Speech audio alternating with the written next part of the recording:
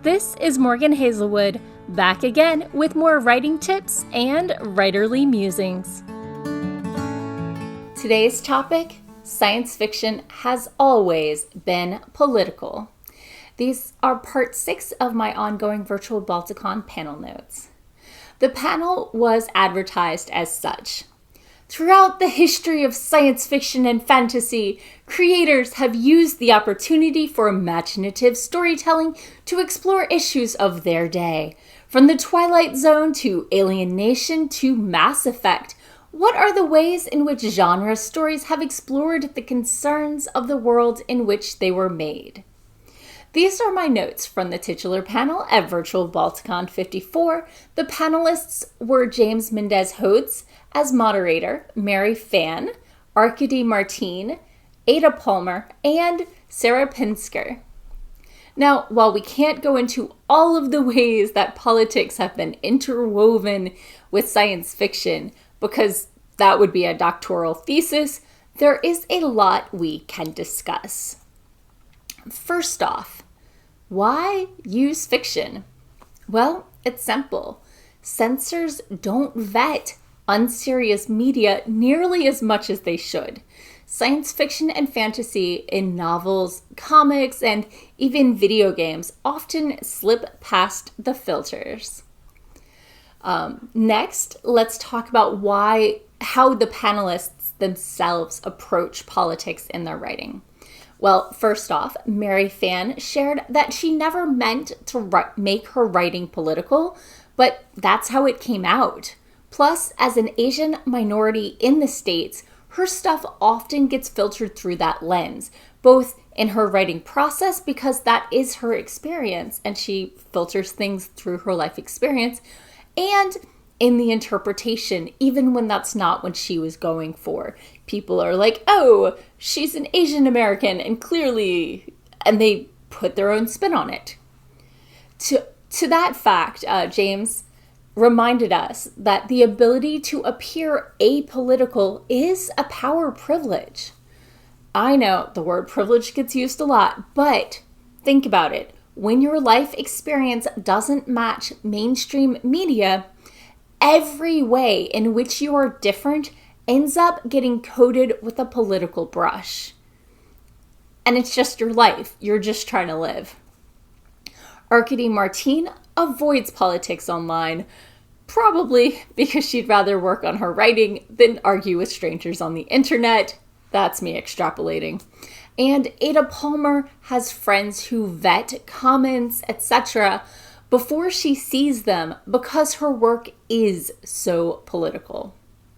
Real people some of them have so much damage and sore spots that they can't read stuff that go anywhere near a topic because it's too personal. And if that's you, that can inform what you write, what you read, and explain why some people lash out after reading a novel. So, you're getting ready to write that science fiction or fantasy novel. What are some things to watch out for?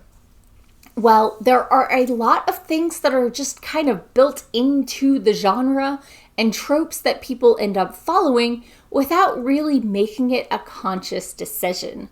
They're not bad, but they're done a lot. And you should contemplate why you're using these tropes and what story you're trying to tell. Do you need to use that trope? Or is it just comfortable? Maybe stretch and explore. Things to watch for are checking for imperialism, U.S. supremacy. Do you default to a Western civilization or society? Is your fantasy defaulting to an anti-populist pseudo-monarchy? Check your science fiction for tech vocabulary, astronomy details, and imperialism. Check your fantasy for magical consistency and feudalism.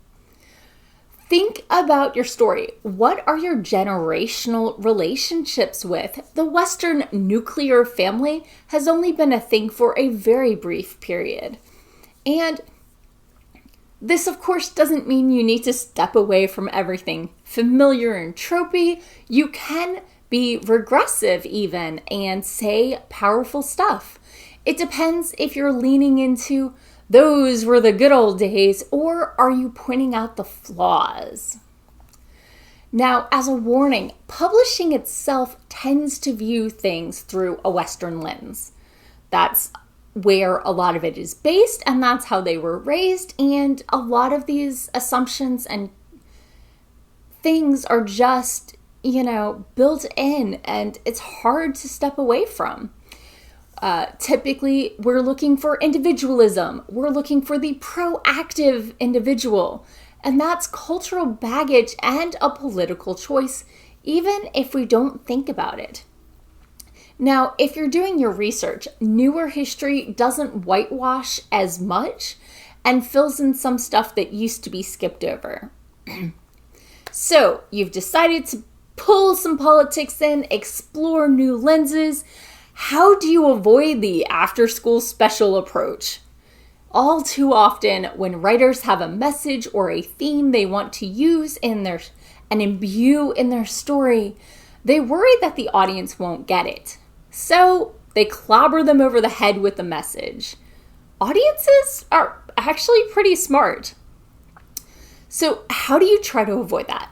Step 1, read old science fiction and fantasy. Their outdated ideas and social mores will be easier for you to spot and can help you evaluate how your writing might be seen by future generations. Secondly, make sure that your story is about people. Don't preach. Third, try to make sure that your characters have a vested interest in the political process. I mean, maybe your society kills all secondborns or something like that. And finally, know your audience. Different tropes naturally fit with different genres. You can skip some of the explanation and things if the trope is already part of the genre, such as racism in Lovecraftian horror. And in manga, you can have conversations about gender at like the 202 level, but with another audience, you might want a 101 level or a 401 level. You really have to know what people who read that already have and what assumptions they're coming into the story with. So let's talk about recommended books and media. Ancestral Night and Carnival by Elizabeth Bear, Zadig and Micromegas by Voltaire. Yes, that Voltaire.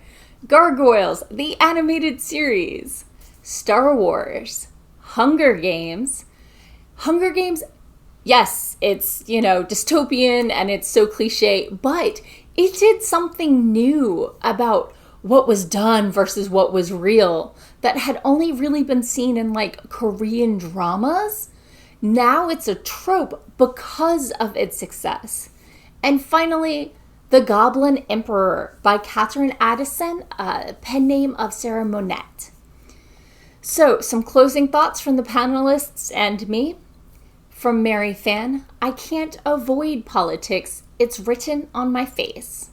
From Sarah Pinsker, every choice we make is political.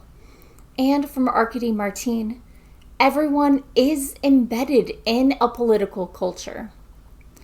Remember to question your assumptions, evaluate your instinctive choices, and explore new worlds and new ideas. Thank you for watching. Let me know if you have any suggestions of examples of people who did it right, people who did it wrong, and anything I might have missed in these notes. A panel is a really short time to explore such a broad topic as this. And that's all for today. Thanks for listening. If you enjoyed this episode, hit that subscribe button and share it with all your friends. It goes a long way towards helping people find me.